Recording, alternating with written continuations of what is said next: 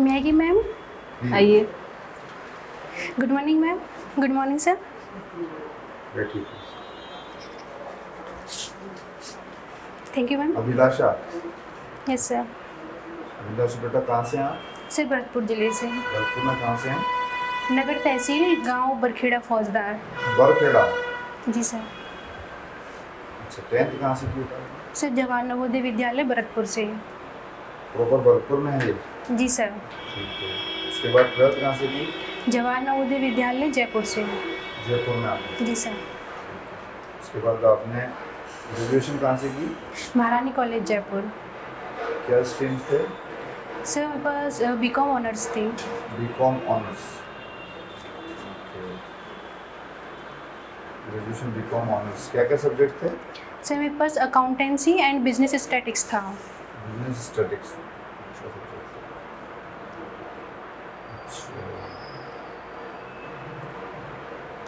अच्छा, ये बताएं बेटा, ये बीकॉम ऑनर्स और बीकॉम प्लेन में क्या अंतर होता है? सर बीकॉम ऑनर्स में किसी पर्टिकुलर सब्जेक्ट को स्पेसिफाइड किया जाता है और सर बीकॉम पास कोर्स के अंदर ओनली जो रेगुलर सब्जेक्ट्स होते हैं उनकी एजुकेशन प्रोवाइड की जाती है।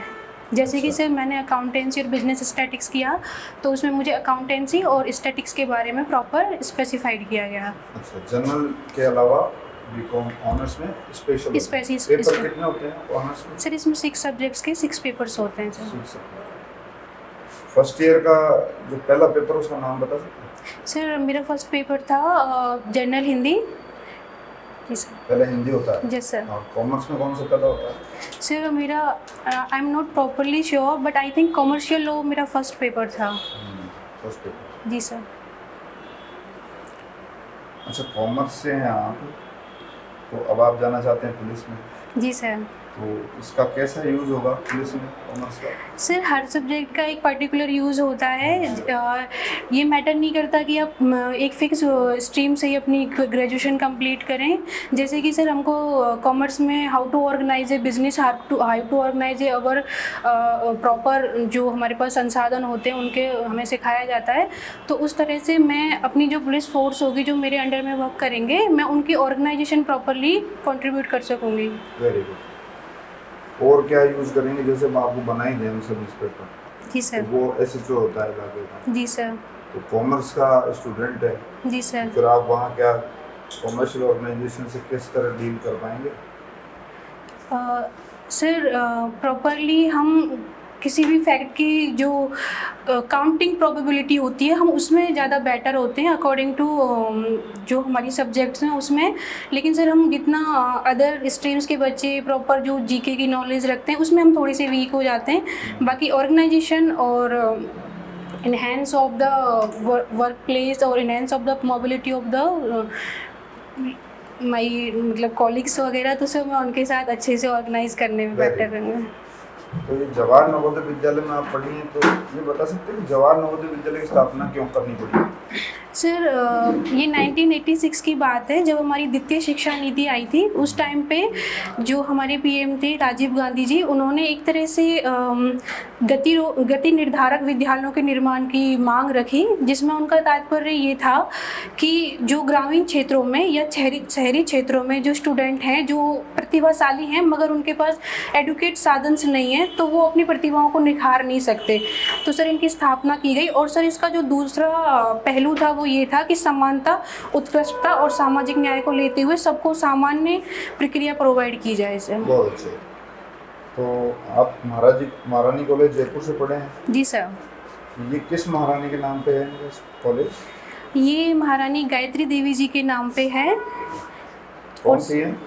ये सर जयपुर राजवंश की महारानी थी, उनके नाम पे उनको एक तरह से सम्मानजनक शब्द के रूप में यूज करने के लिए नाम बदलने की जो परंपराएं चल रही है। जी सर। तो उसमें क्या नाम बदल सकते हैं सर? क्या रख सकते हैं आपके साथ?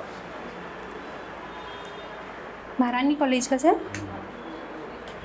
क्योंकि तो सामंती व्यवस्था हो गई ना, जी राजा सर। महाराजा थे, उनसे तो हमने 1971 में रेडिकेट हो गए, अंग्रेजों को हमने भगा ही दिया। अब हम लोग सर अभी मैं ये सोचती हूँ कि जो नाम पहले से निर्धारित हो गए हैं तो सर हमें उनको नहीं बदलना चाहिए, क्योंकि सर जयपुर राजवंश का योगदान था कि उनके तहत इस कॉलेज की स्थापना की गई जो माधव विलास में की गई थी। और सर अगर हम उनको बदलते हैं तो एक तरह से ये उनकी भावनाओं को ठेस पहुंचाने जैसा होगा। हाँ, आने वाले टाइम में जो नए कॉलेज खुलें हम उनको अलग नाम दे सकते हैं। गुड। अगर मैं भरतपुर घूमने आना चाहूँ तो वहाँ क्या क्या फेमस चीज़ें देखना चाहिए? सिर्फ वहाँ पे जो सर्वप्रथम अगर मैं आपको एडवाइस करूँ तो आपको केवलादेव राष्ट्रीय उद्यान देखना चाहिए। वहाँ पे जो साइबेरियन सारस आते हैं उनके लिए वो बहुत फेमस है। उसके अलावा सर वहाँ पे केवलादेव महादेव जी का मंदिर है जो काफ़ी दर्शनीय है। उसी के नाम पे इसका नाम केवलादेव अभयारण्य रखा गया था। और सर ये हमारी द्वितीय नंबर का राष्ट्रीय उद्यान है। तो यहाँ पे सर आपको पाइथन की भी बहुत सारी प्रजातियाँ देखने को मिलेंगी, तो आपके लिए वो एक बहुत एडवेंचरस रहेगा। इसके अलावा सर आप वहाँ का गंगा मंदिर देख सकते हैं, लक्ष्मण मंदिर देख सकते हैं जो एकमात्र हमारे भारत में लक्ष्मण मंदिर है। और सर वहाँ पे दशहरा का मेला बहुत फेमस है। अगर आप कभी जाएं तो आप दशहरा का मेला ज़रूर देखें। तो लोहागढ़ भी देखना चाहिए। हाँ सर, लोहागढ़ दुर्ग देखना चाहिए। डीके महल। डीके महल सर महाराजा बदन सिंह ने उनका कार्य प्रारंभ किया था और पूर्ण सूरजमल ने कराया था, तो सर उसको जल महलों की नगरी कहा जाता है और वो काफ़ी भव्य और मनोभावुक हैं। अच्छा, चलो लक्ष्मण मंदिर गए हैं आप कभी? नहीं सर, मैं कभी उसमें प्रॉपर नहीं गई, मैं उसके सामने से ज़रूर गुजरी थी 1-2 बार। ये तो वही कहावत हो गई ना, दिए तले अंधेरा। फिर तो आप तो कभी गए नहीं, हमारे वो कह रहे हो आप जाके हो, फिर आपने देखा ही नहीं कभी। सर एक्चुअली क्या है ना, कभी मेरा इतना भरतपुर जाना नहीं हुआ क्योंकि मैं भरतपुर से काफ़ी डिस्टेंस पे रहती हूँ। तो मेरे घर भरतपुर से है ना आप तो? हाँ सर, लेकिन सर मैं नियर बाई अलवर हूँ। अच्छा। तो अलवर मेरी ज़्यादा टच में है इन कंपेरिजन टू भरतपुर। चलो अलवर में क्या क्या देखने लायक वो? सर आप सिली साइड देख सकते हैं, वहाँ का नेहरू उद्यान। आप कभी घूमने गए हो अलवर और भरतपुर? सर मैंने अलवर में जो करणी माता का मंदिर है उसको देखने में ज़रूर गई थी when I was in 10th standard. अच्छा, 10th के बाद में सिर्फ कहीं घूमने नहीं गए? नहीं सर, क्योंकि sir JNV schools boarding schools की तरह होते हैं, वहाँ पे हमें बहुत मिनिमम छुट्टियाँ मिलती हैं। तो अच्छा, किसी भी स्कूल का नाम किसी के नाम पर रखना, जैसे सर ने पूछा था, तो जवाहर नवोदय विद्यालय हैं, जी सर। तो ये नाम जो रखा गया है ये रखना चाहिए कि नहीं रखना चाहिए, आपको क्या लगता है? सर मुझे ऐसा लगता है कि उस टाइम की जो परिस्थितियाँ थी उसके अकॉर्डिंग ये बिल्कुल सही नाम है। एक तरह से जो उस हमारे समय तो क्या परिस्थितियाँ थी कि नाम रखना पड़ा जवाहर के नाम पर? क्या परिस्थितियाँ सर थी? राजीव गांधी जी ने अपने जो फर्स्ट पीएम थे जवाहरलाल नेहरू जी, उनको एक सम्मान देने के लिए किया था, क्योंकि उनकी प्रवृत्ति ये थी कि सद्भावना और सामाजिक न्याय को आगे बढ़ाना है, तो इसलिए उन्होंने उनके सम्मान के लिए दिया था। बहुत बढ़िया। तो आजकल पूर्व प्रधानमंत्रियों के नाम पे तो रखे ही जाते हैं, आजकल एक स्टेडियम है उनका नाम वर्तमान प्रधानमंत्री जी के नाम पे रखा गया है। नरेंद्र मोदी स्टेडियम। कहाँ पर है ये? सर ये गुजरात में है। ये रखना चाहिए कि नहीं रखना चाहिए? सर अगर सर वहाँ पे नरेंद्र मोदी जी वहाँ पे चीफ मिनिस्टर रहे थे, तो उन्होंने गुजरात की जो प्रगति है या डेवलपमेंट में जो उन्होंने अपना योगदान दिया उसके तहत उनको एक सम्मान के रूप में ये नाम रखा गया है। ये भी उचित है। सर वो वहाँ की गवर्नमेंट के अकॉर्डिंग है सर, उसमें हम अपना कुछ प्रेफरेंस नहीं दे सकते। नहीं, आपके मत क्या है? गवर्नमेंट का तो था, उन्होंने कर दिया, आपका भी एक भारतीय नागरिक होने के नाते आपका भी कुछ मत होगा। हाँ सर, कोई बिल्कुल। पॉलिसी बनती है उसमें अपना खुद का मत होता है, तो आपके मत होता है कि हाँ ऐसा सर, होना मैं चाहिए कि बिल्कुल चाहती हूँ अगर नाम ऐसे हमारे जो लीडर्स होते हैं उनके नाम पे अगर दिया जाएगा तो हमारी भावी जो पीढ़ियाँ आने वाली हैं उनको उनके योगदान के बारे में अच्छे से पता चलेगा। अगर सर हम उनके नाम नहीं रखेंगे तो एक तरह से वो और फिर कोई धूमिल हो नाम जाए। चेंज कर दे तो, जैसे मान लो राजीव गांधी खेल रत्न पुरस्कार का जी नाम सर। मेजर ध्यानचंद खेल रत्न पुरस्कार कर दिए, ये क्या है? सही है गलत है? फिर नाम कोई चेंज भी कर सकता है ना? सर ये थोड़े पॉलिटिकल इश्यूज हैं तो वो गवर्नमेंट्स अपने अकॉर्डिंग उनको चेंज कर लेती हैं, और मेरा मानना ये है कि अगर आपने पहले ही किसी चीज़ को फिक्स कर दिया है तो उसे बदलना मेरे हिसाब से उचित नहीं होगा। चलिए ज़्यादा उचित है। अच्छा चलो चलो, भरतपुर से हैं आप, तो भरतपुर संभाग में कितने जिले आते हैं? कब बना था ये संभाग? सर ये 4 जून 2005 को बना था। इसके अंदर 4 जिले आते हैं, भरतपुर, धौलपुर, करौली, सवाई माधोपुर। एक मत्स्य संघ था, उसमें कितने जिले थे? मत्स्य संघ में सर 4 जिले थे, कौन कौन से? अलवर, भरतपुर, धौलपुर, करौली। अच्छा, अभी संभागीय आयुक्त कौन है भरतपुर के? Sir I don't know. जिला कलेक्टर? आलोक रंजन जी। एसपी? Sorry sir. आपके थाने के एसएचओ कौन? Sorry sir. आप तो पुलिस में आ रहे हैं, फिर पुलिस के बारे में आपको पता क्यों नहीं? थोड़ा सा इसको सही। चेक करना। अपडेट कर लेना, जी मैम। एक इतना तो आजकल पता होना चाहिए। आजकल एक कॉन्सेप्ट चल रहा है महिला सखी, क्या है उसके बारे में पता है आप? नहीं ma'am sir, I am not sure, but महिलाओं से को अवेयर करने के लिए कोई प्रोग्राम है ये, जिसमें महिलाओं के साथ फ्रेंडली नेचर रख के उनकी जो प्रॉब्लम्स हैं उनको जानने की कोशिश की जाती है। कौन ऑर्गेनाइज करा रहा है ये पता है? नहीं ma'am, sorry ma'am. Nirbhaya squad का नाम सुना? नहीं सर। अच्छा, आप पुलिस में आ रहे हैं पर पुलिस के बारे में जानने की कोशिश नहीं कर रहे हैं। सर मैं आगे से पूरी कोशिश करूँगी सारे फैक्ट्स जानने की। अच्छा, चलो ऐसा ही क्यों बनना चाहते सर ये मेरा चाइल्डहुड ड्रीम है। हैं? सर जब मैं 10th क्लास में थी तो मैंने फर्स्ट टाइम अपनी जो फूफा जी हैं उनका जो रेस्पेक्ट और एक अलग आइडेंटिटी मैंने फाइंड आउट पुलिस की। की है फूफा जी? हाँ सर, वो ऐसा ही है सर, यूपी से हैं वो। अच्छा, यस सर। हाँ, फिर कैसे, ऐसी सर, कौन सी जब घटना भी थी कि वो आपको लगा हमारे मुझे घर पे पुलिस में आते जाना? थे तो उनकी जो एक उनको जो डिफाइन किया जाता था, तो एक बहुत बड़ी स्टेटस के रूप में उन्हें डिफाइन किया जाता था कि एक तरह से वो एक उनकी जो गरिमा थी वो औरों की कंपैरिजन में ज़्यादा थी, क्योंकि उनका जो वे ऑफ टॉकिंग था और गर्ल्स के प्रति जो वो अवेयरनेस प्रोवाइड करते थे और गर्ल्स को सशक्त बनाने की तो बातें आप करते थे। सिर्फ स्टेटस के लिए आना चाह रहे हैं पुलिस में? नहीं सर, तो सर मैं भी चाहती हूँ कि मैं भी इस फील्ड में आके लोगों के लिए कुछ ऐसा करूँ हाँ, बस जिससे। वही बताइए क्या करोगे? सर मैं फ़र्स्ट ऑफ ऑल अगर मैं ऐसा ही बन जाती हूँ तो मैं अपने जो बीट कांस्टेबल महिलाएं रहेंगी, मैं उनके साथ एक अपने स्तर पे एक छोटा सा पहल करना चाहूँगी, हाँ। जिसमें जो ग्रामीण क्षेत्र की महिलाएं होंगी जो मेरे थाना क्षेत्र के अंदर आएंगी, सर मैं उनसे एक तरह से परस्पर पुलिस पब्लिक पार्टनरशिप डिफाइन करने की कोशिश करूँगी कि वो अपनी जो समस्याएं हैं मुझे खुल के शेयर कर सकें। तो जिस तरह से बीट कांस्टेबल अपने एरिया को कवर करेंगे। अभी क्या स्थिति है, कुछ पता किया आपने?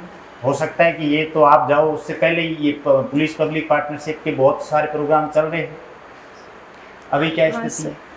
सर अभी थोड़ा सा ऐसा है कि लोग इतना ज़्यादा जो फीमेल्स होती हैं वो इतना खुल के अपनी बातें नहीं रख पाती हैं, क्योंकि सर उनको थोड़ा सा बाउंड कर दिया जाता है कुछ चीज़ों का, डरा धमका के सामाजिक। नहीं अभिलाषा, ऐसा नहीं है। राजस्थान पुलिस की कांस्टेबल के साथ ऐसा बिल्कुल भी नहीं नहीं सर, मैम मैं उन महिलाओं की कह रही हूँ नहीं, कांस्टेबल। आप कह रही थी ना कि मेरे जो अंडर में बीट कांस्टेबल होंगी, महिला कांस्टेबल होंगी, उनकी प्रॉब्लम्स के सॉल्यूशन मिलेगा। नहीं सॉरी मैम, मैंने उनसे कहा था कि उनके थ्रू मैं जो वहाँ की लोकल महिलाएं होंगी थाना अच्छा, क्षेत्र हाँ, में। ठीक है, ठीक That's मैं- good। हाँ। वो आप भरतपुर की रहने वाली जी हैं। मैम। किस जगह की? भरतपुर में आपका मतलब गांव का क्या नाम है? बरखेड़ा फौजदार। ये क्या है, तहसील है, मैम उपखंड है गांव क्या? है ये, बट इसमें से मैम सरनेम को जोड़ दिया गया है, क्योंकि बरखेड़ा हमारे भरतपुर में खूब सारे हैं, तो उसको एक तरह से आइडेंटिफाई करने के लिए उसमें सरनेम जोड़ा गया है। एक नदी भी है ना बरखेड़ा, पांच नवाज सुना है सर ना? हाँ सर, वो करौली में है सर। वो क्या है, नदी है ना एक सर बरखेड़ा? हाँ हाँ, नदी है, सुना तो है। माची, बदावरी और बरखेड़ा। तो उससे कोई लिंक है क्या आपके गाँव? नहीं नहीं मैम, नहीं सर, कोई ऐसा लिंक नहीं है। जी। अच्छा, तो प्रॉब्लम्स क्या है आपके गांव की या आपके जिले की? कुछ मैम, मुझे ऐसा प्रोमिनेंट प्रॉब्लम बताना हाँ, कि ये मैम। प्रॉब्लम है जिस पे गवर्नमेंट को या सबको ध्यान देना चाहिए। सर एक तो मैम, एक तो हमारा जो महिलाओं की शिक्षा है वो काफ़ी पीछे है, जहाँ पे पुरुषों की क्या कंपैरिजन। रेशियो है आपके जिले का फीमेल एजुकेशन का? मेल एजुकेशन 84 पॉइंट है और फीमेल एजुकेशन 52 पॉइंट है। वो काफ़ी कम है। हाँ, और और मैम एक लिंग अनुपात का, शिशु लिंग अनुपात और और महिला लिंग अनुपात का भी रेशो कम है। दोनों दोनों problem कम है। हाँ, वही एजुकेशन ही मेन रीजन है इसका, मतलब Yes, ma'am. जेंडर रेशियो कम है इसका। लैक ऑफ एजुकेशन की वजह से। ओके, तो आप इतनी टफ जॉब चूज करने जा रही है सब इंस्पेक्टर की, यस मैम। तो अपनी फैमिली के साथ में कोऑर्डिनेशन कर पाएंगी? हाँ मैम, फैमिली की सपोर्ट से ही मैं यहाँ तक आ पाई हूँ। अगर उनका सपोर्ट नहीं होता और वो मेरे फ्यूचर को लेके मेरे साथ नहीं होंगे तो मैं आगे कैसे बढ़ सकती हूँ? वो अभी तो आप सिंगल होंगी, यस मैम। बाद में आप चाहेंगी, आपकी मैरिज होगी, उसके बाद में एक अलग भूमिका होती है फीमेल की। Yes ma'am. उसको घर भी संभालना होता है, उसको अपनी जॉब भी अच्छे तरीके से करनी होती है, और पुलिस में तो स्पेशली क्योंकि 24/7 आपको जॉब करनी होती Yes, है, ma'am. आपकी नाइट गश्त भी आती है, इसमें तो वहाँ जो प्रॉब्लम्स आएंगी उसको आप किस तरीके से ठीक करेंगी? मैम मेरा मानना है कि हमारा कर्तव्य ही सर्वोपरि है। मुझे नहीं लगता कि हमें अपने पर्सनल इश्यूज से हमारी प्रोफेशनल लाइफ को इफ़ेक्ट करना चाहिए। लेकिन जब पर्सनल लाइफ डिस्टर्ब होती है तो प्रोफेशनल लाइफ अपने आप डिस्टर्ब हो जाती है, नहीं मैम, क्योंकि मैं मेंटल कोशिश पीस बहुत जरूरी है, और अगर मेंटल पीस ठीक नहीं रहती तो प्रोफेशनल लाइफ ठीक नहीं रहती। नहीं, कर्तव्य तो परिवार के प्रति कर्तव्य होते हैं, वो कर्तव्य नहीं होते क्या? सर होते हैं, लेकिन मुझे ऐसा लगता है जो हमारी निर्धारित जो जॉब है या हमारे देश हित के लिए जो कार्य हैं वो सर्वोपरि है। परिवार से पहले है वो? सर बिल्कुल सर, कर्तव्य परिवार से पहले हैं। कर्तव्य परिवार से पहले है। जी सर बिल्कुल। कोशिश करो दोनों तरफ ही कोऑर्डिनेशन बिठाने की, ऐसा कुछ नहीं है कि टफ जॉब है तो आप अपना हाँ प्रोफेशनल मैं लाइफ ठीक है। कोऑर्डिनेशन करूंगी, लेकिन अगर मुझे एक को ही चूज करना हो तो मैं अपने कर्तव्य को सर्वोपरि मानती हूँ। ये इसमें आपको क्या है, बैलेंस अप्रोच देनी है। बैलेंस अप्रोच ये कि सब ये आजकल का जमाना है, दोनों में अच्छा संतुलन बना के चलें, दोनों ही जी सर। इम्पोर्टेंट। अभी श्रीलंका क्राइसिस के बारे में आपने सुना होगा, यस मैम। आप ब्रीफ में बताएं कि मतलब क्या है ये, कहाँ से शुरू हुई और इसके इम्पैक्ट क्या है इंडिया पे और वहाँ पर भी स्पेशल। मैम जैसा कि मैंने सुना था उसमें यही बताया गया था कि वहाँ पे जो गवर्नमेंट बनी थी उन्होंने आई थिंक नेचुरल फार्मिंग को प्रोसीड किया था, लेकिन जब उन्होंने एक साथ इन चीज़ों को प्रोसीड किया तो वो उस तरह की जो एडुकेट जो प्रोडक्शन था उसको कंप्लीट नहीं कर पाए थे, और सर उनका फॉरेन रिजर्व था वो कम हो गया था, उस कारण उनको दूसरी कंट्रीज से लोन लेना पड़ रहा था, तो उनकी जो जीडीपी है वो बिल्कुल गिर गई थी, और जीडीपी गिरने के कारण वहाँ पे इकोनॉमिक क्राइसिस डेवलप हो गए थे। और इसे मैम इसका कारण हमारे इंडिया पे ये रहेगा कि यहाँ पे शरणार्थियों की संख्या बढ़ जाएगी, और वहाँ पे अगर लड़ाई झगड़े का माहौल रहेगा तो उससे हमारी जो आंतरिक शांति है वो भी भंग होगी। किस कंट्री का मतलब रोल था इसमें, इसको डिस्टर्ब करने का? इसमें चाइना का सबसे बड़ा रोल था। आप इसको थोड़ा ढंग से पढ़ना, अच्छे से पढ़ना कि ये कैसे स्टार्ट हुआ था और किस तरीके से एंड हुआ और अब इसका क्या सोल्यूशन हो सकता है। Yes ma'am. ठीक है, ओके, गुड, बढ़िया था आपका, अच्छा होगा। Thank you ma'am, thank you sir.